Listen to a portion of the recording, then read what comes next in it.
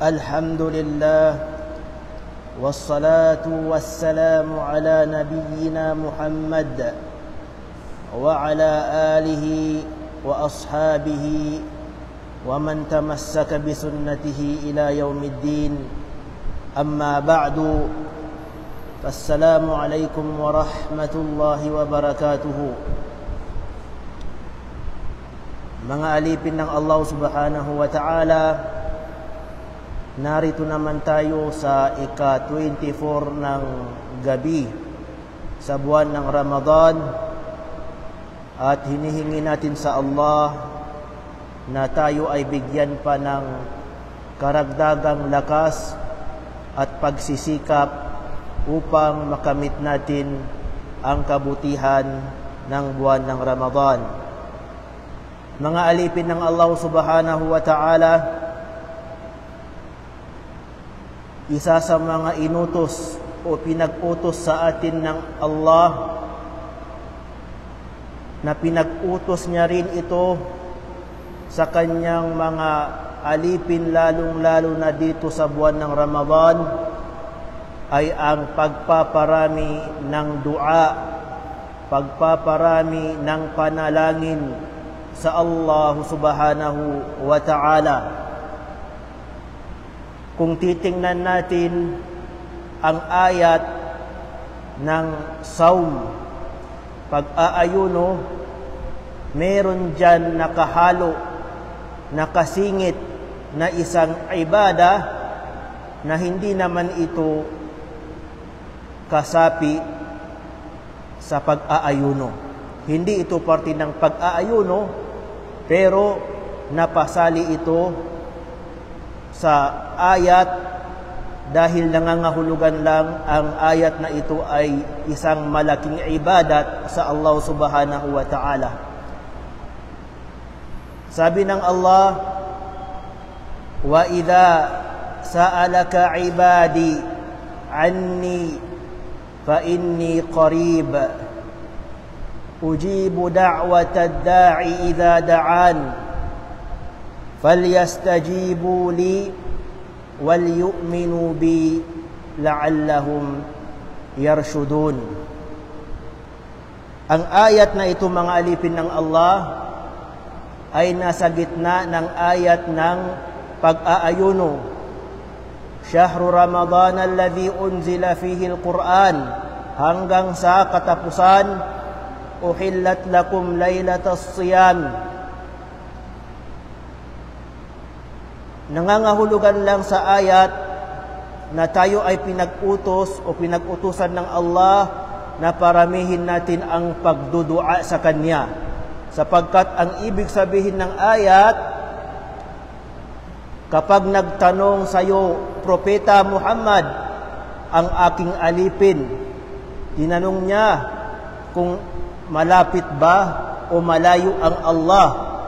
Sabihin mo, ya Muhammad, katotohanan, ang Allah subhanahu wa ta'ala ay napakalapit sa kanyang mga alipin. Kung titingnan natin ang ayat, mga alipin ng Allah, matutuklasan natin kung gaano ang habag, ang awa ng Allah sa kanyang alipin. Kahit ang Allah ay nandoon sa kanyang arsh, Ar-Rahmanu 'alal 'arsy istawa, nandoon sa ibabaw ng kanyang arsh, subalit ang pandinig, ang pagtingin at pagtalima ng Allah subhanahu wa ta'ala sa ating mga dua ay napakalapit, mga alipin ng Allah subhanahu wa ta'ala. Kaya't sinabi ng Allah, ujibu da'watad da'i idha da'an. Tatanggapin ko, sasagutin ko, ibibigay ko ang kahilingan ng isang humihiling na alipin ng Allah kapag siya ay nagdua sa Allah subhanahu wa ta'ala. Ini-encourage tayo ng Allah na paramihin natin ang dua, mga alipin ng Allah, lalong-lalo na sa buwan na ito, sapagkat ang taong ayaw, hindi humihingi sa Allah ay kinasusuklaman ng Allah subhanahu wa ta'ala. Ayon sa hadis, sinabi ng Propeta Muhammad sallallahu alaihi wasallam, man lam yas'alillah yaghdab alayhi. Sino man ang taong hindi humihingi, nananalangin sa Allah subhanahu wa ta'ala, ay kasuklam-suklam sa Allah subhanahu wa ta'ala. Kaya't naman, tayo ay hinihimok, ini-encourage ng Allah na paramihin natin ang panalangin, ang dua para sa Allah subhanahu wa ta'ala. فَلْيَسْتَجِيبُوا لِي وَلْيُؤْمِنُوا بِي لَعَلَّهُمْ يَرْشُدُونَ. Kaya't sila ay gumawa ng mga ipinag-utos ng Allah at kanilang iwan ang lahat-lahat ng mga ipinagbawal ng Allah, sapagkat ang pagsagawa ng lahat-lahat ng inutos ng Allah at pag-iwan sa mga ipinagbawal ng Allah, ito ay isang kondisyon para tanggapin ng Allah subhanahu wa ta'ala ang ating mga panalangin. Sapagkat ang alipin nasasaglak sa kasamaan, gumagawa ng kasalanan, pagsuway sa Allah, ay napakalayo na tanggapin ng Allah ang kanyang mga panalangin. وَلْيُؤْمِنُوا بِي, at tayo ay manampalataya, maniwala sa Allah upang tayo ay gabayan ng Allah subhanahu wa ta'ala sa matuwid na landas. Mga alipin ng Allah subhanahu wa ta'ala, ang ayat na yan ay nangangahulugan lang na paramihin natin ang dua sa buwan na ito, lalong-lalo na sa pagsasagawa natin ng tahajjud, qiyamul layl, sapagkat napakalaking porsyento, napakalaki ang pag-asa na tanggapin ng Allah subhanahu wa ta'ala ang ating mga panalangin.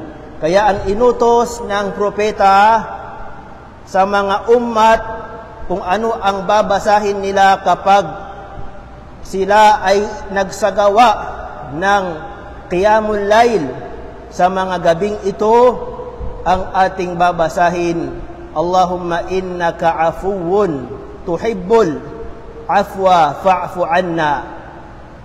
Allahumma innaka afuwun tuhibbul afwa fa'fu anna aw anni.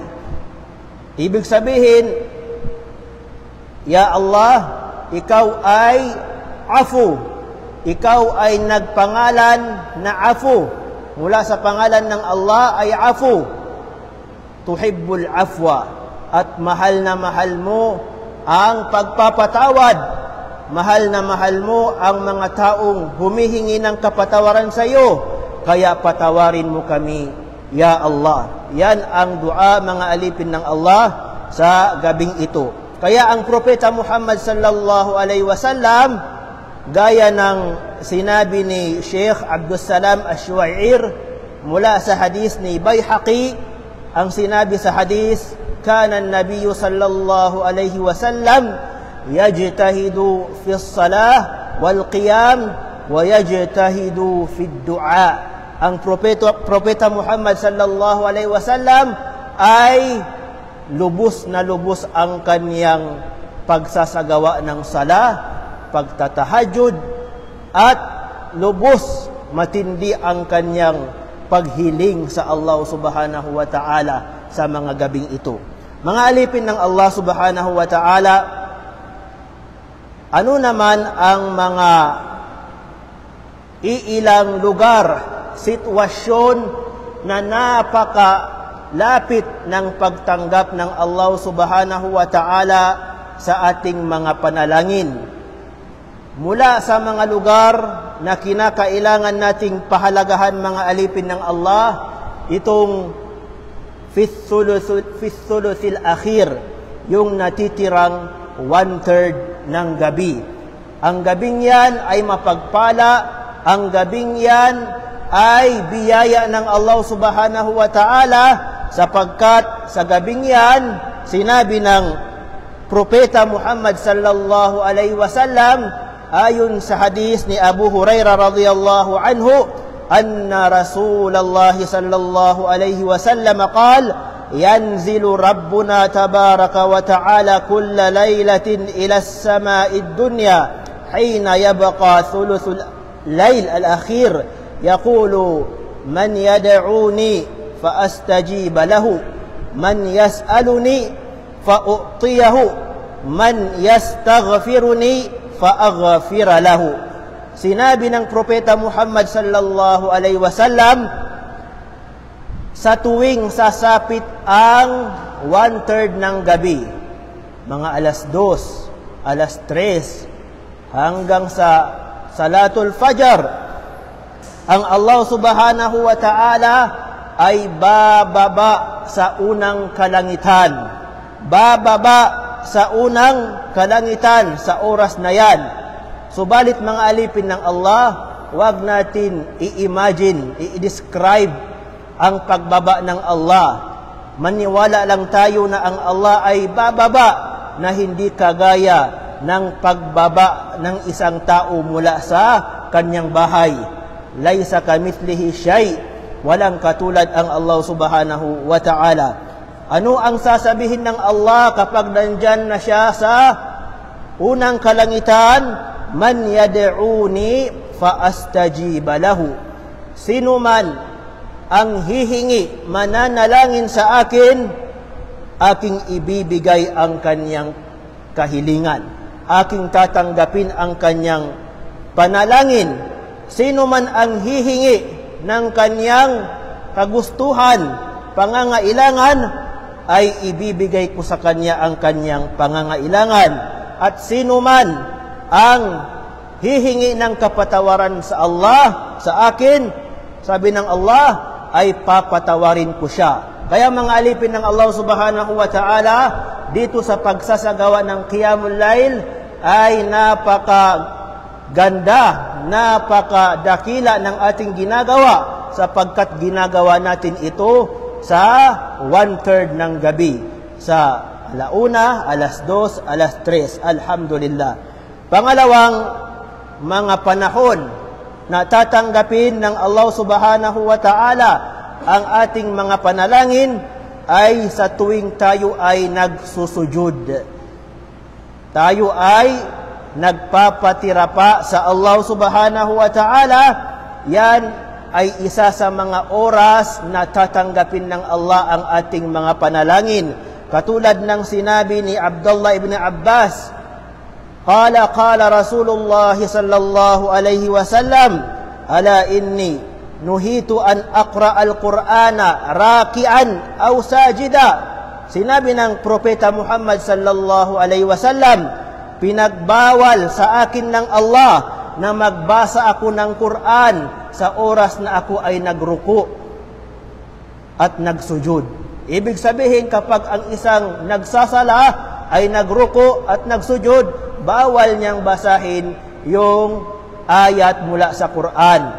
Katulad ng mga Alhamdulillahi Rabbil Alamin o Qul Huwallahu Ahad, ito ay bawal. Maliban sa mga Subhana Rabbiyal A'la, Subhana Rabbiyal Azim.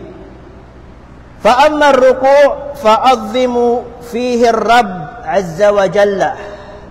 Sa pagruko ng bawat isa, ang kanyang babasahin ay pagdakila sa Allah, Subhana Rabbiyal Azim.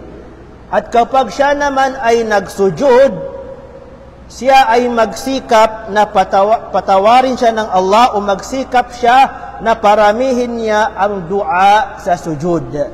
Ibig sabihin, Subhana Rabbiyal A'la, pwede mo itong dagdagan ng mga dua na nais mong idagdag. Allahumma gfirli wali walidayya, Allahumma adakhilnil jannah, Allahumma irhamni. Mga katulad ng ganyan mga alipin ng Allah ay pinag-utos sa atin ng propeta na paramihin natin ang mga dua. Faqaminun an yustajaba lakum, sapagkat sa oras na ikaw ay nagsujud, napakalaki ng porsyento na ikaw ay bibigyan ng Allah subhanahu wa ta'ala o kaya tatanggapin ng Allah ang lahat-lahat ng iyong panalangin sa sujud. Kaya naman mga alipin ng Allah, ito yung sikreto natin kaya tayo ay nagsusujud sa Allah ng napakahabang pagsujud sa Qiyamul Lail upang paramihin natin ang ating pagdua sa Allah subhanahu wa ta'ala. At yung pangatlong oras upang tanggapin o malapit ang pagtanggap ng Allah sa ating mga dua, yung dua natin sa ating kapatid na hindi niya nalalaman. Idua natin, hingin natin ng panalangin sa dua na patawarin ang ating kapatid na hindi naman nalalaman ng ating kapatid. Ito ay napakalaking chance, porsyento na tanggapin ng Allah subhanahu wa ta'ala ang ating mga dua. Sabi ni Safwan, anna Rasulullah sallallahu alaihi wasallam, mula kay Darda, nagkita sila kay Safwan at sinabi ni Darda, qalat lahu aturidul hajj al-am, ya Safwan, ikaw ba ay magsasagawa ng hajj next year? Sabi ni Abu Darda, naam, oo. Sabi naman ni Darda, kung ganun, idua mo sa Allah subhanahu wa ta'ala na bigyan ako ng kabutihan. Makuha dito mga alipin ng Allah, kapag mayroong mag-hajj o mag-umrah, ay mainam sa atin na humingi sa Kanya na idua tayo doon sa Makkah o sa Kaaba, na idua tayo ng kabutihan, tayo ay makapasok ng paraiso, dahil yan ay mayroong katibayan mula sa hadis ng propeta. Kaya sabi ni Darda, narinig ko ang propeta Muhammad sallallahu alaihi wasallam, da'watul mar'il muslim li akhihi bi dhahril ghaib mustajaba. Ang panalangin ng isang tao, ng isang Muslim para sa kanyang kapatid, hinihiling niya sa Allah subhanahu wa ta'ala na siya ay bigyan ng kabutihan, ay katanggap-tanggap sa Allah subhanahu wa ta'ala ang kanyang hinihiling. Inda ra'sihi malakun mutawakkilun aw muwakkalun kullama da'a li akhihi bi khairin qala al-malaku al-muwakkal bihi amin. Ang taong nananalangin ng kabutihan sa kanyang kapatid, padadalhan siya ng Allah ng isang anghel, malaika, na ang gagawin ng anghel na ito kapag siya ay magdua, ya Allah, bigyan mo ang aking kapatid ng kabutihan, ang babasahin o ang sasabihin ng anghel, amin, amin. Ibig sabihin, mag-aamin ang malaika sa ating mga panalangin at sasabihin ng malaika, walaka bimithlin, at ya Allah, bigyan mo rin ang taong ito na nananalangin para sa kanyang kapatid, bigyan mo rin siya ng kabutihan katulad ng paghiling niya sa kanyang kapatid.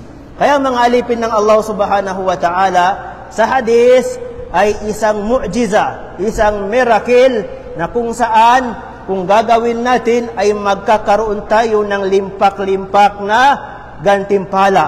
Sapagkat, sabi ng Propeta Muhammad sallallahu alaihi wasallam, na binanggit ni Sheikh Abdul Razak ibn Abdul Muhsin al-Badr, qala Rasulullah sallallahu alaihi wasallam, man istaghfara lil muslimina wal muslimat walahu bikulli wahidin minhum hasana. Sabi ng Propeta Muhammad sallallahu alaihi wasallam, sino man ang magdua para sa kanyang kapatid, para sa kanyang kapwa, idudua niya ito ng kapatawaran sa Allah subhanahu wa ta'ala, magkakaroon siya ng gantimpala mula sa dua niya dahil sa kanyang pagdudua.